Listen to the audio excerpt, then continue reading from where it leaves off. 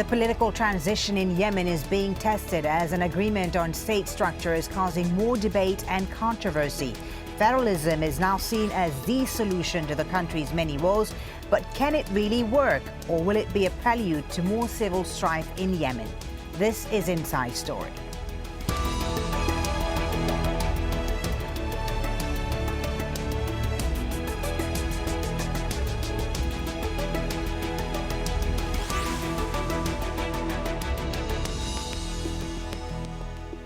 Hello and welcome to the program. I'm Folly Bah Thibault. A deal that could solve the intractable issue of autonomy in Yemen has been rejected by three leading parties. The deal signed on Monday could redraw the political map of Yemen, granting some level of self-rule to the restive south. But it's hit a major stumbling block because of a failure to agree how exactly autonomy would work. The agreement paves the way for establishing a unified state on the basis of federalism. That's similar to the political system in the United States. Southerners want to divide the country into two major regions, which they say would give them real control over their own affairs. But Northerners fear that could be a prelude to the South breaking away completely. Northerners want to split the country into 6 federal regions. Here's Al Jazeera's Hashim Al-Bar now with more on the issues Yemen is facing in this transitional period. Yemenis are inching closer to granting the South larger autonomy. But to do so, Yemen's political system may no longer be the same.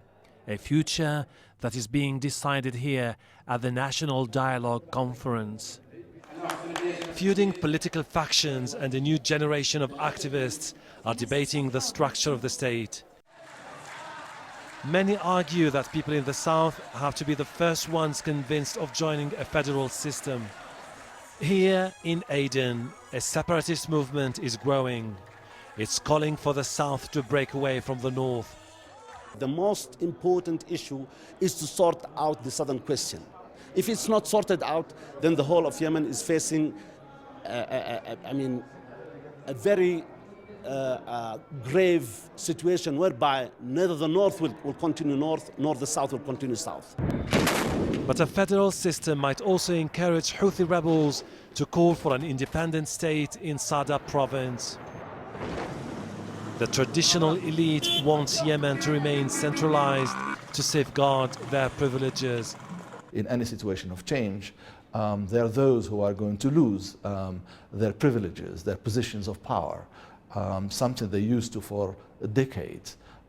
So democratic governance and moving towards real democratic governance is not going to be that easy. Here in Sanaa, people are anxious. They know that their future will be decided only if the South agrees to join a federal state. There's little time for the Yemenis to solve the issue of the South. They still have to draft a new constitution, elect a president and a parliament.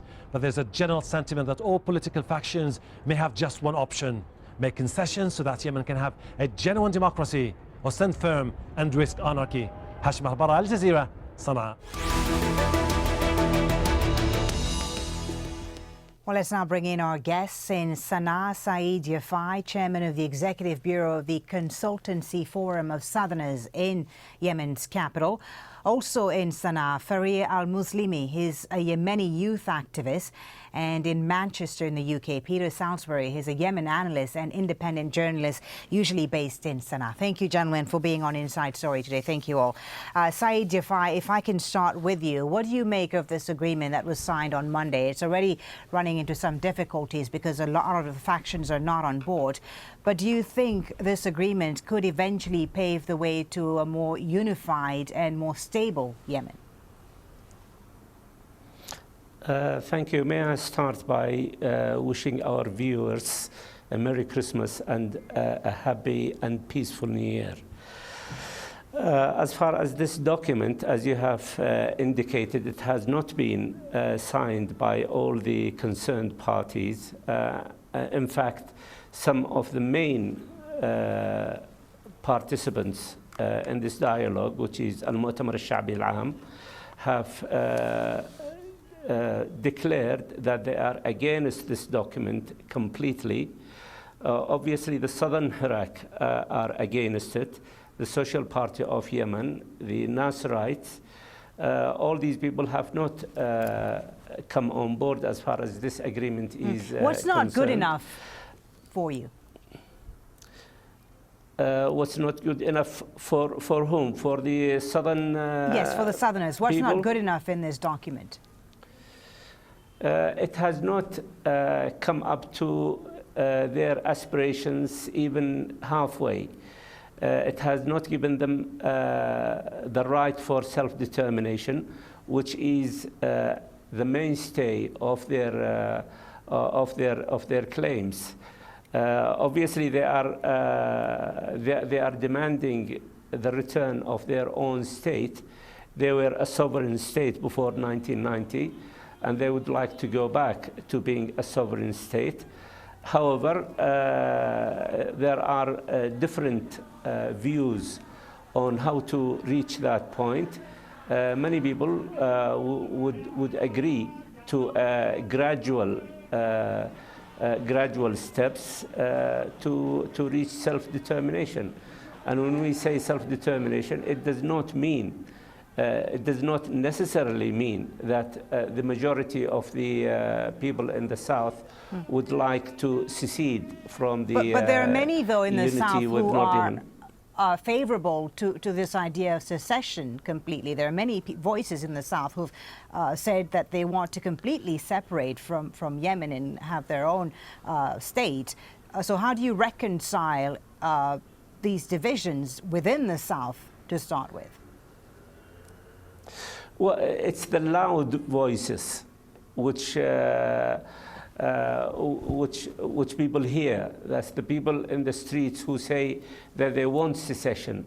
But it doesn't mean that the whole population of the South want secession immediately. If they are given the right to self-determination after a period of, say, a federal system, and things are dealt with in the right way during that period, it's most likely that people will be content to remain within the government of a united Yemen. All right, Farea al-Muslimi in Sanaa, give us your view on this agreement first and explain to us the northern perspective on this. The northerners want a multi-region federation and not necessarily just two regions as many in the South would want. Why is that? Why do they favor a multi-region federation? I guess the thing that we have to clarify here is we are assuming that there is a northerner point of view about this, and there is a southern point of view about this, and both are sharp and agreed about what they want and what they do not want out of this or anything else. While the reality is, it's actually very different. You cannot really speak of the north, rather than you can't also speak of the south.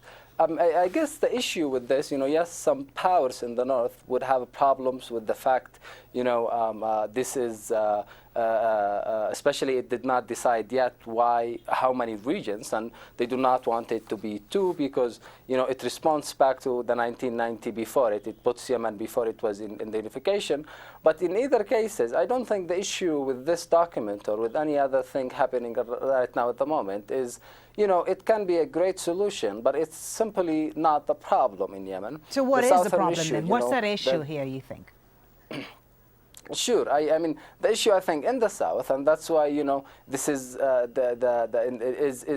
matter of lands, properties, jobs. There is a clear mandate of 20 points the government should have implemented if it wanted to keep the South together and it wanted to bring Southerners on the table to the dialogue. However, I think what it has done is it jumped to the dialogue without actually, it jumped to conclusions. It jumped to discuss federalism and, regions, which is the color of the ink, not, the content of the ink, and, neglecting a very important issue. Obviously, this was not popular in the North, not popular in the South. Everyone has their own reasons for that. But But again, even if they have a full consensus about it, it does not respond, in my opinion, to the southern issue, nor it will make Yemen more stable, or it will decrease the number of conflicts happening in the country at the moment. Peter Salisbury in the UK, what, in your view, is the main issue, the main stumbling block here? This national dialogue has been going on for some time now.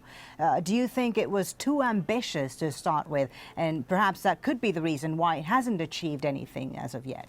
To say that the national dialogue hasn't achieved anything maybe misses the point of what it was meant to be.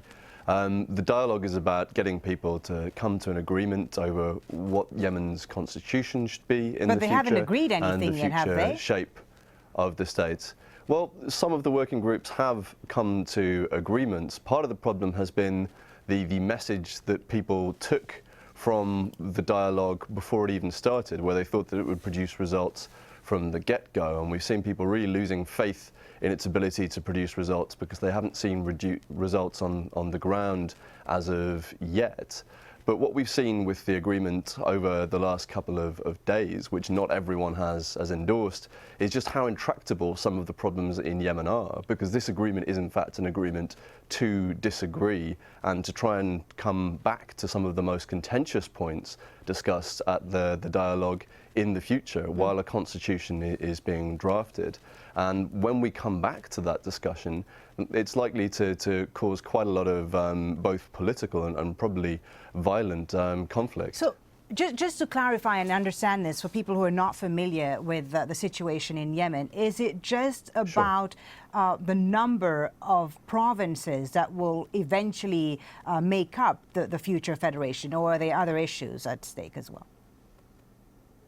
Well, there are any number of issues, but the real stumbling block within the committee within the national dialogue that deals with the southern question has been on the number of regions and representatives of the southern movement, who most people in the south don't think are representative of them anyway, because the leaders of the southern movement itself didn't want to take part and aren't taking part in the dialogue. They wanted a north-south dialogue, but the people who went to represent them asked for this two-region solution with a 5-year interim period followed by a referendum on self-determination or independence.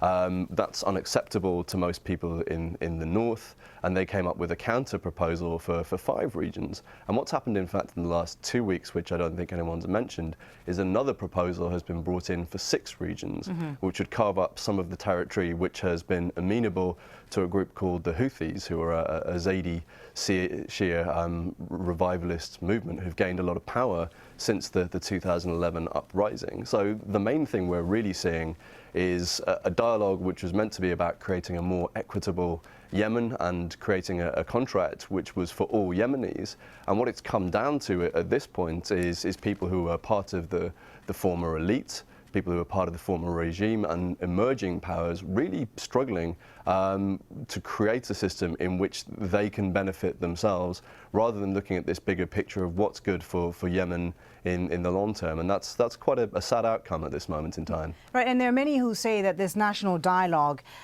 cannot be seen as being credible and genuine when the old elites based in Sanaa have basically dominated the whole process, the whole dialogue process since it started. Do you agree with that? To an extent. I suppose that people talk about 2011 and they talk about it as an unfinished revolution. Right. And what a lot of the people who took to the streets in 2011 were demanding were the regime which went beyond the former President Ali Abdullah Saleh and his party and included members of the formal political opposition. They demanded that these guys be removed from power, that they not have a place in politics.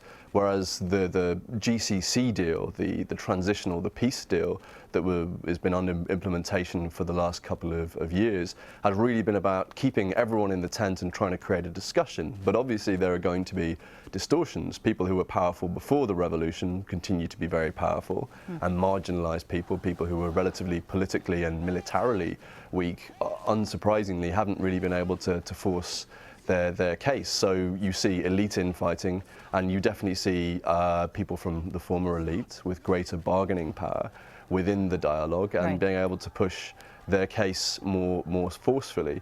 The other worrying trend, which I think is worth highlighting in Yemen at the moment, is that the extent to which there has been political violence. People have been fighting one another, in effect, on the ground. So you've been seeing people from the former elite and some emerging groups like the Houthis, like Iraq, increasingly engaged in a struggle to create the facts on the ground, in order to shore up their power base in preparation for such a period as we move beyond this transition. Well, Peter, let's just give a bit of background to our viewers. And this desire for autonomy in the south has been an issue for almost as long as Yemen has been one country now. Yemen's north and its one socialist south only agreed to unite back in 1990, but war broke out 4 years later when southerners revolted, saying they had been marginalized.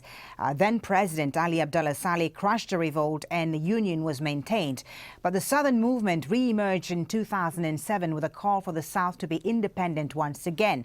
Between 2009 and 2010, the separatists led a combination of protests, strikes, shootings and bombings against the government. In 2011, a popular uprising forced President Ali Abdullah Saleh from office in a power transfer deal that was negotiated by Gulf countries. But that deal could unravel now if southern demands are not dealt with. So, Saeed Yafai in Sanaa, what guarantee is there to the southerners that, you know, once a deal is agreed on federalism and so on, that they will no longer be marginalized, that they'll have a bigger say in the way the country is run? Is there a guarantee, you think, once, you know, this national dialogue is concluded and its outcome is positive? If we look at the program of the Southern Cause Committee, it has got four issues. The first one is the roots of the Southern Cause. The second is the contents of the Southern Cause.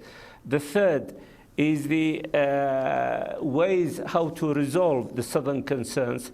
And the fourth are the guarantees that such violations will not come up again. Are you saying that you're no longer optimistic now? I just want to really hear your answer on this clearly. Do you think they'll respect the guarantees? Because, you know, under former President Ali Abdullah Saleh, many of the promises that were made to the Southerners when you know, the country united in 1990 were reneged on. So do you think it's changed now or not? This is one of the main issues. This is one of the main concerns of Southerners. They have been given so many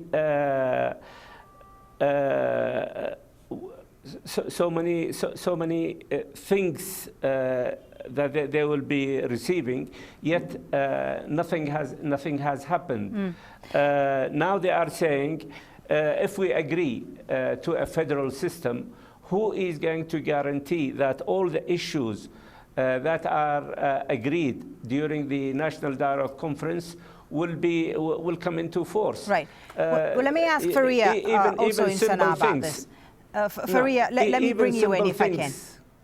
I'm sorry to interrupt you, Saeed, but let me just hear what Farea has to say on this particular issue and the fact that the trust gap hasn't been narrowed between the North and the South, Farea. Do you think there'll be any progress on that in the coming months before elections are held next year? Well, I mean, I think here we're making the assumption that there is, you know, one South, one North, each other, you know, do not trust each other. While the reality in this is, you know, there is a small political elite dominating the political scene in Yemen. Do they have the trust of the South and of the Northerners themselves, not necessarily only the Southerners? I think the question to that is no, and this is going to get worse because what's happening with the trust, I think, is you know, that what the document yesterday did not say, but actually was the reason that it came out or it implied, is it's hoping to, you know, extend for the president without, you know, having an election in 2 months, which doesn't seem to be happening, extending via somehow new entity for the national dialogue, and, you know, extending for those elite already dominating the political scene in Yemen. And that's why the trust will go even less in them in the future, whether that's in the south or the north, because simply this is non-democratic, this is non-legitimate process happening. If you think about it, probably, you know, in addition to North Korea, Yemen is the only country in the world right now that have 0 officials elected. 0 elected officials, you know, not the parliament, not the local councils, not national dialogue, none of these people. You know, even the president is selected, not elected. Right. Therefore, the trust, you know, despite the well or the non-well intention, is in its worst, you know, in the very low. Plus, the continuous violence by different political groups around the country does not put trust within national dialogue, even if it, you know, have a good papers and good agreements and good outcomes. Okay, Peter, let me ask you this. I want to widen this a little bit because there's a lot of concern from the international community, from the United States, from the GCC countries in the region about what happens in Yemen. Saudi Arabia, we know, was at the forefront of the power transfer deal that saw President Ali Abdullah Saleh leave office.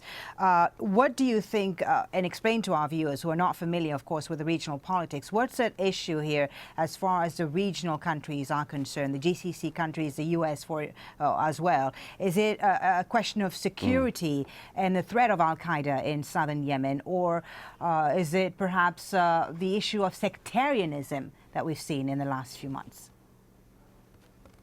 Sure. Well, from the perspective of the West, the biggest issue really is of a terrorist franchise which threatens their interests abroad and at home. And al-Qaeda in the Arabian Peninsula, the Yemeni franchise of al-Qaeda, has been described by the US government as one of the most dangerous, if not the most dangerous, to American interests in the world, and was the author of 2 of the last major intended international attacks, the attempted bombing of an airliner using printer cartridges, and the attempted bombing of another airliner, which made it all the way to the US by a young man who tried to set off an explosion using explosives inside his clothes. So from the West perspective, it's pretty simple.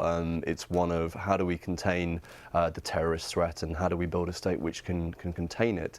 From the perspective of the Saudis, that's definitely part of it. But there's also this question of the fact that they share a very large border with Yemen, and until recently had a very, very large number of Yemeni migrant workers working in Saudi Arabia.